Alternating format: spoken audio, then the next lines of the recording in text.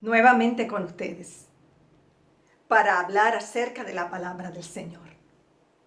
Hay historias en la Biblia que son verdaderamente impactantes y hoy quiero hablarles acerca de un momento muy particular que tiene Jesús con un hombre que está terriblemente, profundamente metido en las tinieblas. Quiero leerles la experiencia del endemoniado gadareno. La encontramos en los 3 evangelios sinópticos, pero vamos a leer en Marcos el capítulo 5, los versículos del 3 al 5. Un hombre con un espíritu inmundo que tenía su morada en los sepulcros, y nadie podía atarle, ni aun con cadenas, porque muchas veces había sido atado con grillos y cadenas, mas las cadenas habían sido hechos pedazos por él y desmenuzados los grillos, y nadie le podía dominar. Y siempre, de día y de noche, andaba dando voces en los montes y en los sepulcros e hiriéndose con piedras. Cuando leemos esta descripción de este hombre que está endemoniado, realmente, si lo analizamos bien, resulta ser verdaderamente impactante, terrible para el hombre y para la comunidad donde él vive. Para él porque está sumido en tinieblas, porque la familia no puede verle, porque la familia no puede estar con él, porque no puede sentir un abrazo, porque no es respetado, ni admirado, ni bien recibido. Es una persona que ha sido olvidada, que ha sido dejada, que ha sido desechada por su comunidad.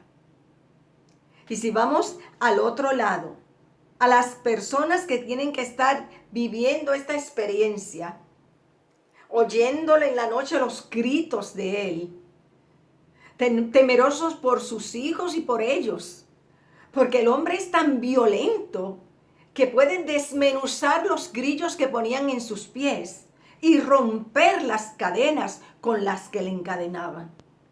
Era un hombre que estaba terriblemente poseído por el enemigo. Y ocurre que llega Jesús. Cuando este hombre ve a Jesús, le ruega que se vaya, pero recordemos que el ruego no es de él. Este hombre estaba endemoniado y reconocían quién era Jesús. Reconocían que había un tiempo para ellos.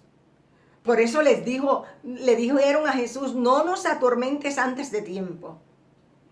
Y reconociendo también la autoridad, la soberanía, el señorío de Jesucristo sobre toda su creación, le ruegan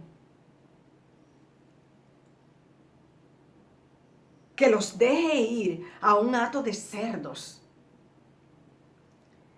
Y Jesús los escucha y le permite a estos demonios que vayan. Y lo que ocurre es que eran como 2000 cerdos. Y todos, cuando estos demonios entran en ellos, caen por el despeñadero y se pierden en el mar. Y ahí nosotros vemos lo que ocurre con este hombre, que ha sido totalmente liberado por Jesucristo. Estos demonios que le tenían no solamente encadenado físicamente, sino en todo su ser, su cuerpo, su alma, su espíritu, el Señor le liberta, rompe sus cadenas. La palabra del Señor dice que Jesucristo fue enviado para soltar a los cautivos, para sacar de la cárcel a los presos. A estas personas, a todos los que de alguna u otra forma estábamos encadenados por el pecado. Y entonces, oigamos lo que ocurre con este hombre. Dice que este hombre que fue libertado estaba sentado a los pies de Jesús, vestido y en su cabal juicio. Y tuvieron miedo. Y los que habían visto lo que había pasado, contaron a los que llegaron lo que había sucedido. Y entonces nos detenemos y no podemos comprender.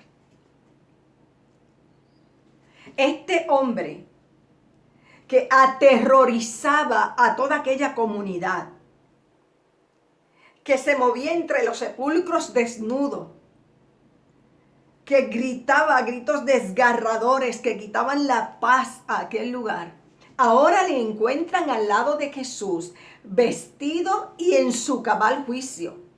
O sea, este hombre pudo ser quien Dios había creado para que fuese. Libertado completamente. Entonces no podemos entender. La Biblia dice, y tuvieron miedo. Y yo me pregunto, ¿miedo de qué? ¿Miedo de que aquel hombre ya estuviese bien? ¿De que no causase más mal? ¿De que ahora sí podían tener reposo? ¿Miedo de qué? Es algo que no podemos entender.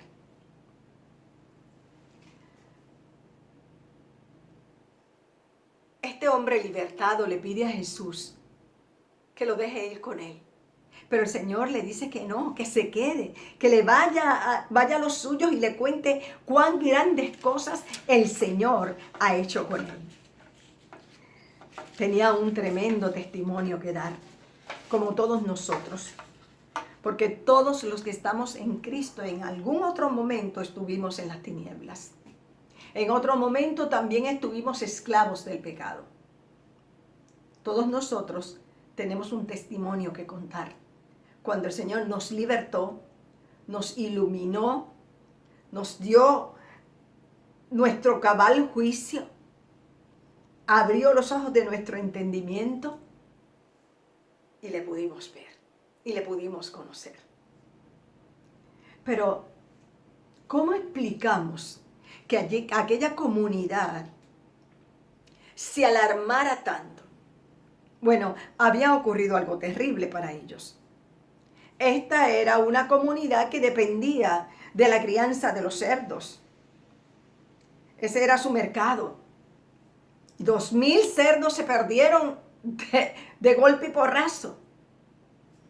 Así que ellos están viendo que esto que ha sucedido ha trastocado su economía.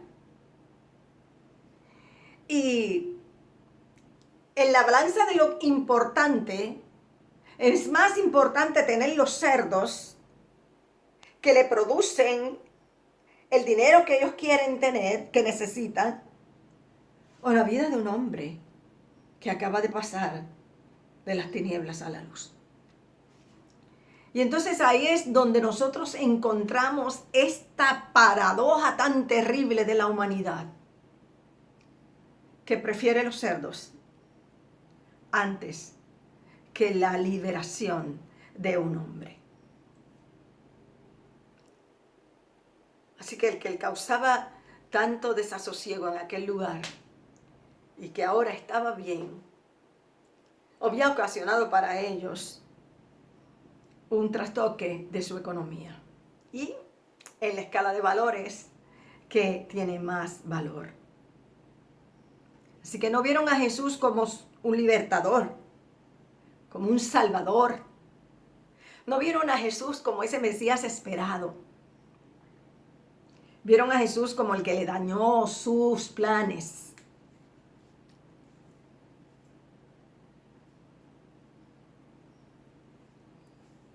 Y entonces le hacen una petición a Jesús que menos podemos comprender. le dicen a Jesús que se vaya.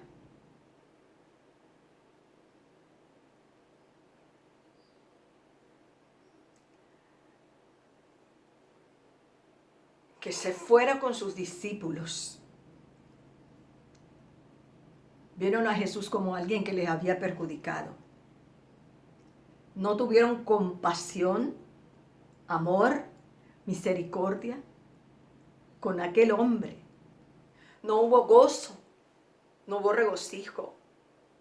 No alabaron a Dios, no dieron gracias. No le dijeron a Jesús, quédate con nosotros, como hicieron los caminantes de Maús cuando se encontraron con Jesús. Por el contrario, quisieron que se fuera inmediatamente. Y Jesús se fue. No es lo que está haciendo la sociedad. No está diciéndole a Jesús, sal de las escuelas, sal del gobierno, sal de nuestra sociedad. No queremos tus principios, no queremos tus valores, no queremos tus enseñanzas. No hay lugar aquí para ti. Eso está diciendo el mundo a Jesús. Sal de nosotros. Lo encontramos de forma explícita en instituciones, en organizaciones. No quieren a Jesús en todos sus contornos. Prefieren seguir barranca abajo, cada vez más lejos del Señor. Jesús es para ellos ese obstáculo que no les permite esa aparente libertad que el mundo dice tener o quiere tener en cuanto a cómo piensa, en cuanto a sus filosofías, a lo que quieren implantar, a lo que quieren que sea como corra la sociedad. Jesús es un estorbo. Hay que sacar a Jesús, como hizo aquella comunidad que en vez de gozarse, regocijarse y adorar a Dios, le dijeron que se fuera. Y es que esto es lo que el enemigo quiere. Ese es el plan del enemigo, es sacar a Jesús. Y hay quienes se prestan para eso. En el gobierno.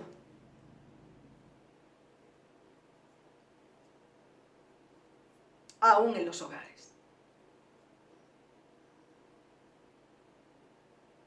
Hay padres que prefieren ver a sus hijos en otros lugares que en la iglesia.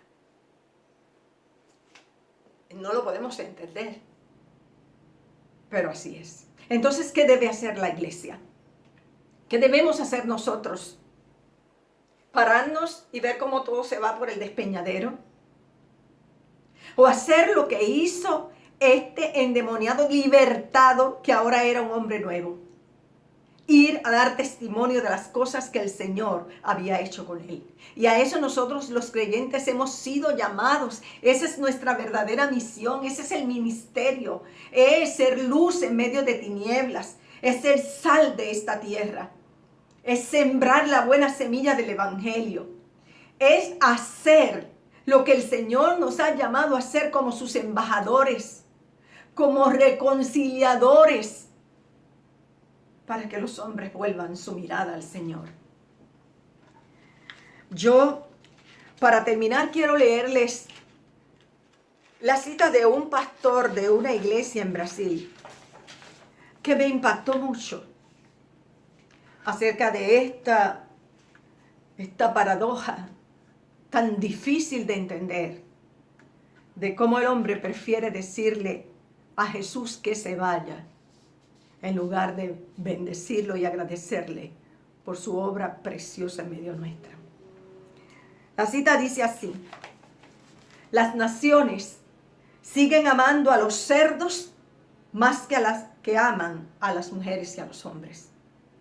Mientras los religiosos vociferan sus sermones más entusiastas, mientras los políticos alternan debates sobre el futuro de la humanidad, mientras los banqueros multiplican sus lucros, muchos pobres necesitan ser restituidos a la vida y recuperar su dignidad para poder abrazar a sus familiares. La historia continúa. Y Jesús de Nazaret sigue siendo un estorbo. Mientras él considera que un alma vale más que el mundo entero, las naciones mantienen esa extraña predilección por los cerdos. Y él termina diciendo, a Dios sea la gloria.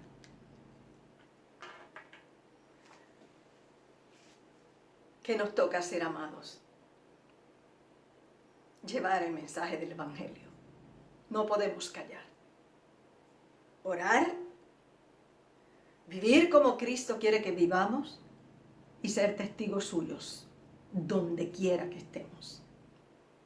Siempre, siempre tengamos la convicción de que el Señor Jesús, que vino a buscar y a salvar lo que se había perdido, va a seguir haciéndolo a través de nosotros, sus hijos. El Señor les bendiga. Un abrazo en el Señor.